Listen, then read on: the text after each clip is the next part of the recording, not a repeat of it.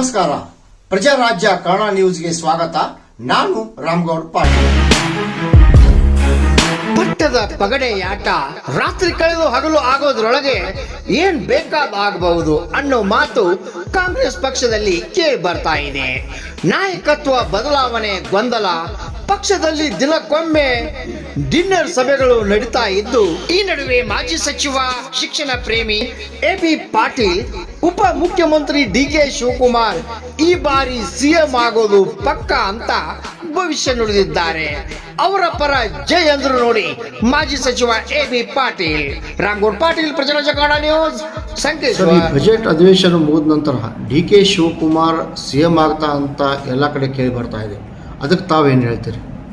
ಇದು 2023 ನಮ್ಮ ರಾಜ್ಯದಲ್ಲಿ ಗ್ಯಾರಂಟಿ ಯೋಜನೆಗಳ ಒಂದು ಮತ್ತು ಆಡಳಿತ BJP ಬೇಸತ್ತು ಜನ ನಮ್ಮ ಕಾಂಗ್ರೆಸ್ ಪಕ್ಷಕ್ಕೆ ವೋಟ್ ಹಾಕಿದ್ದಾರೆ. 136 ಸೀಟ್ಗಳು ಅಷ್ಟೇ. ಆಗ ಮುಖ್ಯಮಂತ್ರಿ ಡಿಕೆ ಶಿವಕುಮಾರ್ ಆಗಬೇಕಂತ ಬಹಳ ಪ್ರಯತ್ನಗಳಿತ್ತು. ಈ ಒಂದು ಸಂದಿಗ್ಧ ಪರಿಸ್ಥಿತಿಯಲ್ಲಿ ಪಕ್ಷದ ಹೈಕಮಾಂಡ್ ಸೋನಿಯಾ ಮೇಡಮ್ ಇರ್ಬೋದು, ರಾಹುಲ್ ಜಿ ಇರ್ಬೋದು, ಪ್ರಿಯಾಂಕಾ ಇರ್ಬೋದು, ನಮ್ಮ ಅಧ್ಯಕ್ಷರಾದ ಖರ್ಗೆಜಿ ಇರ್ಬೋದು, ಎಲ್ಲರೂ ಕೂಡ್ಕೊಂಡು ಒಂದು ಸಂಧಾನ ಮಾಡಿದ್ರು. ಆ ಸಂಧಾನ ಯಾರಿಗೂ ಗೊತ್ತಿಲ್ಲ. ಅದು ಕೇವಲ ಸಿದ್ದರಾಮಯ್ಯ ಮತ್ತು ಡಿ.ಕೆ. ಶಿವಕುಮಾರ್ ಇವರು ಮತ್ತು ಹೈಕಮಾಂಡ್ಗೆ ಅಷ್ಟೇ. ಡಿ.ಕೆ. ಅವರು ಹೇಳಿದ ಪ್ರಕಾರ ನಮ್ಮ ಇಬ್ಬರು ಸಂಧಾನ ಆಗಿದೆ. 2 ವರ್ಷ ಅವರು 2 ವರ್ಷ ಸಿದ್ದರಾಮಯ್ಯ ಮೊದಲೇ ಇರಬೇಕು ಅಂತ. ಇದನ್ನು ಸಿದ್ದರಾಮಯ್ಯರು ಕೂಡ ಅಲ್ಲಗಳೆದಿಲ್ಲ. ಅದಕ್ಕೆ ಹೈಕಮಾಂಡ್ದವ್ರ ಮನೆ ಕೂಡ ಇವತ್ತು ಇಂಥ ಒಂದು ಪರಿಸ್ಥಿತಿಯಲ್ಲಿ ಪಕ್ಷದ ಒಂದು ಶಿಸ್ತು ಕಾಪಾಡ್ಕೊಂಡು ಹೋಗ್ಬೇಕು. ಈಗಾಗಲೇ ಒಂದು ನಿರ್ಧಾರಕ್ಕೆ ಬಂದಾರ ಮುಂದಿನ ಅವಧಿಗೆ ಬಜೆಟ್ ಮುಗಿದ ತಕ್ಷಣ. ಯಾಕಂದರೆ ಸಿದ್ದರಾಮಯ್ಯವರು ಒಂದು ದೇವರಾಜ ಅರಸು ಅವರ ರೆಕಾರ್ಡ್ ಮುಗಿದಬೇಕಾಯ್ತು. ಅದನ್ನು ಮುಗಿದು ಬಜೆಟನ್ನು ಕೂಡ ಇವತ್ತು 17ನೇ ಬಜೆಟ್ ಅದನ್ನು ಕೂಡ ಇವತ್ತಾಯಿತು.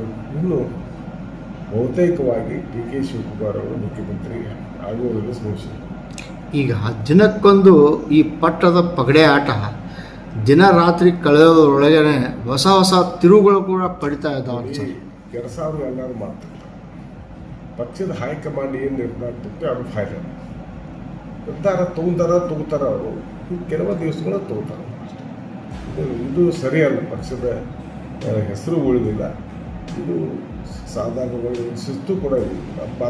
ಮಾತಾಡೋದು ಕೂಡ ತಪ್ಪು. ಮತ್ತು ಡಿನ್ನರ್ ಸಭೆಗಳನ್ನು ಆಗ್ತಾ ಇದ್ದಾವಲ್ಲ ಸರ್. ಅವೆಲ್ಲ ನೋಡಿದ್ರೆ ನಾವಿದ್ದಾಗ ಮಾಡೀವಿ ಡಿನ್ನರ್ ಸಭೆ ಏನು ತಪ್ಪೈತಿ? ಈಗ ಮಾಡ್ಕೊಡೋದು ಕಟ್ಟೆ ಏನಾರು ಕೂಡಿಸ್ತಾರೆ.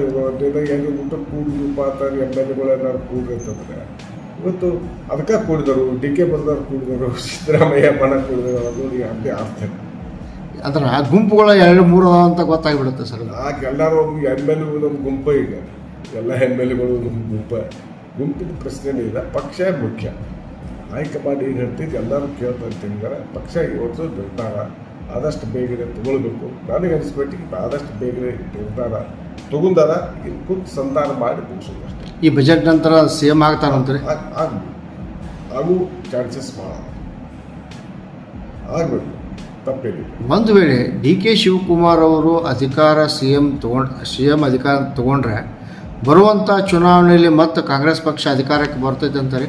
100% ಯಾಕಂದರೆ ಡಿ.ಕೆ. ಶಿವಕುಮಾರ್ ಭಾಳ ದಿವಸಗಳ ಸಂಘಟನೆಯಲ್ಲಿ ಕೂಡ ಇವತ್ತು ಬಿಡ್ತಾರೆ. ಅನುಭವಿ ಪಕ್ಷದೊಳಗೆ ಭಾಳಷ್ಟು ತ್ಯಾಗ ಮಾಡಿದ್ದಾರೆ. ಮತ್ತು ಎಲ್ಲ ಕಡೆ ಇವತ್ತು ಅವರು ಓಡಾಡಿ ಸಾಕಷ್ಟು ಹಿಂದೆ ಯಾವ ಅಧ್ಯಕ್ಷರು ಕೂಡ ಎಷ್ಟು ಪ್ರವಾಸ ಮಾಡಿಲ್ಲ, ಸಂಘಟನೆ ಕೂಡ ಮಾಡಿಲ್ಲ. ಮತ್ತು ಬಿಡುವುದಿಲ್ಲ. ಪ್ರತಿಯೊಬ್ಬ ಕಾರ್ಯಕರ್ತರು ಕೂಡ ಬೆನ್ನು ಹತ್ತಿ ಪಕ್ಷ ಸಂಘಟನೆ ಸಲುವಾಗಿ ಕೆಲಸ ಮಾಡ್ಕೊತ ಇರ್ತಾರೆ. ಈಗ ಅದು ಮಾಡೋದಾರ ಮೊದಲಿಂದ ಮಾಡ್ತಾರೆ. ಇನ್ನೊಂದು ಕಡೆ ನಮ್ಮ ಜಿಲ್ಲೆಯವರು ಒಂದು ಸತೀಶ್ ಜಾರಕಿಹೊಳಿ ಕೂಡ ಸಿಎಂ ಆಗಲಿ ಅಂತ MLAಗಳು ಎಲ್ಲರೂ ಇದು ಬೆನ್ನು ಬಿದ್ದಾರಲ್ರಿ ಹೈಕಮಾಂಡ್ಗೆ. ಜಿಲ್ಲೆಯವರು ಸತೀಶ್ ಜಾರಕಿಹೊಳಿ ಸಿಎಂ ಆಗಬೇಕಂತ ಹೇಳ್ತಿರ್ಬೇಕು. ಸ್ವತಃ ಸತೀಶ್ ಜಾರಕಿಹೊಳಿ ನನಗೀಗ ಆಕಾಂಕ್ಷೆ ಅಲ್ಲ, 28 ನಂತರ ನಾನು ಆಕಾಂಕ್ಷೆ ಅಂತ ಹೇಳಿದಾರಲ್ಲ. ಆದರೂ MLAಗಳು ಇಲ್ಲ ನೀವು ಇದಂತ ಹೇಳ್ತಾ ಇದಾರೆ. ಅವ್ರು ಸಪೋರ್ಟ್ ಮಾಡ್ತಾರೆ. ಹೇಳೋದಕ್ಕೆ ಹೋಗ್ತಿ ಹೇಳ್ತಿರ್ತಾರೆ. ಅದಕ್ಕೆ ಅವರ ಸ್ವತಃ ಹೇಳಿದಾರೆ. ಈಗ ಹೈಕಮಾಂಡ್ಗೆ ಏನು ನೀವು ಹಿರಿಯರಾಗಿ ಹೈಕಮಾಂಡ್ಗೆ ಏನು ಹೇಳಕ್ಕೆ ಇಷ್ಟಪಡ್ತೀರಿ ಸರ್? ಹೈಕಮಾಂಡು ಈಗಾಗಲೇ ನೀವು ಡಿಸಿಷನ್ ತಗೊಂಡಿದ್ರೆ, ನೀವು ನಿರ್ಧಾರ ಮಾಡಿದ್ರೆ ಆದಷ್ಟು ಬೇಗನೆ ಈ ಸಮಸ್ಯೆ ಬಗ್ಗೆ